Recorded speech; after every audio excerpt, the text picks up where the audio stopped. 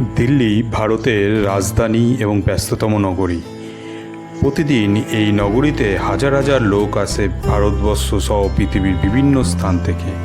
এই নগরীতে প্রতিদিন দেখা যায় দেশের নানা কর্মযজ্ঞ, রাজনৈতিক আন্দোলন এবং নানা কর্মসূচি।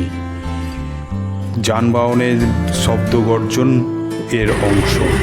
এরই মাঝে এমন এক স্থান আছে যেখানে কিনা রাজধানীর এই সব আওয়াজ, শব্দ এবং ঝঞ্ঝাট থেকে অনেক দূরে অবস্থান করে আছে, যেন এক অন্য জগতে আছে। নিস্তব্ধতার মাঝে স্থানটি মানবতার বাণী সহাবস্থান করছে এখানে। আজকে আমরা যাব ভারতের জাতির পিতা গান্ধীজি সমাধিস্থলে। বন্ধুরা, এখন আমরা আছি রাজঘাটের ঠিক গেটের বাইরে। এখন প্রবেশ করতে চলেছি এই মহাপুণ্য স্থান, এই রাজঘাট। যদিও এটা কোনো মন্দির, মসজিদ, গির্জা নয়, তবুও এখানে প্রতি বছর এবং সারা বছরই দেশ এবং বিদেশ থেকে লোকেরা, বড় বড় নেতারা এখানে আসে নতজানু হতে, একবার এই পবিত্র ভূমিতে তাদের দর্শন দিতে। তার আগে কিছু ইনফরমেশান দিয়ে নিই। এর অবস্থান হচ্ছে মহাত্মা গান্ধী মার্গ এবং এ খোলা থাকে সকাল 6:30 থেকে বিকেল 6টা পর্যন্ত। প্রবেশ মূল্য নেই, ক্যামেরার জন্য কোনো আলাদা টাকা লাগছে না। স্থপতি হচ্ছে ভানুজি ভুট্টা, আর এটা তৈরি করা হয় কালো মার্বেল পাথর দিয়ে। এবং নিকটতম মেট্রো স্টেশন হচ্ছে দিল্লি গেট, ভায়োলেট লাইন।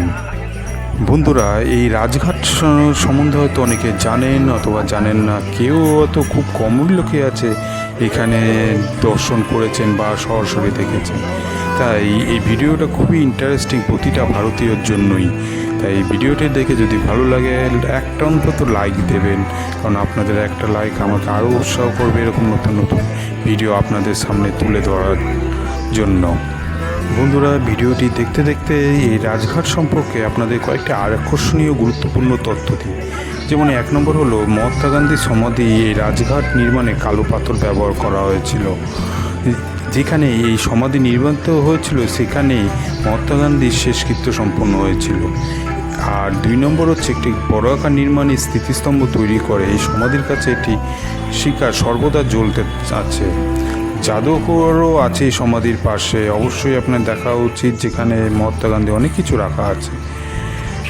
কালো পাথর 4 নম্বর হচ্ছে কালো পাথর এবং হলুদ গাদা দিয়ে অলঙ্কৃত করা হয় গান্ধীজির এই সমাধি, আর তার উপর হে রাম কথাটি খোদাই করা আছে। 5 নম্বর, প্রতি বছর গান্ধীর জন্মদিনে ও মৃত্যুবার্ষিকীতে এখানে উল্লেখযোগ্য অনুষ্ঠান হয়। বন্ধুরা, আমরা সকলেই জানি ভারতের পরাধীনতা থেকে স্বাধীনতা নিয়ে আসতে গান্ধীজির ভূমিকা অনস্বীকার্য। শুধু তাই না, তার অহিংস নীতি, মানবতার বাণী যুগ যুগ ধরে আজও কিন্তু প্রাসঙ্গিক সারা বিশ্ব জুড়ে। তাই বিশ্বের যত তাবৎ নেতা আছে সকলেই কিন্তু জীবনে একবার হলেও এই সমাধিস্থলে এসে নিজেকে ধন্য মনে করে। বন্ধুরা, প্রথমে এই স্মৃতিসৌধটি মহাত্মা গান্ধীকে উৎসর্গ করা হয়েছিল, যেখানে তার দেহাবশেষ 31শে জানুয়ারি 1948-এ দাহ করা হয়। এটির এক প্রান্তে একটি চিরন্তন শিখা সহ একটি কালো মার্বেল প্ল্যাটফর্ম রয়েছে। এই পাথরের ফুটপাথে প্রাচীরে ঘেরা দিকে নিচে নেমে যেখানে স্মৃতিসৌধটি রয়েছে। পরে রাজঘাটের আশেপাশে বিভিন্ন নেতাদের আরও কয়েকটা সমাধি করা হয়। এখানে আসলে আপনার মন কিন্তু সত্যি শান্ত, এক অন্যরকম অনুভূতি লাভ করবেন। এখানকার পরিবেশ এবং নিস্তব্ধতা আপনাকে একটা আলাদা অনুভূতি দেবে।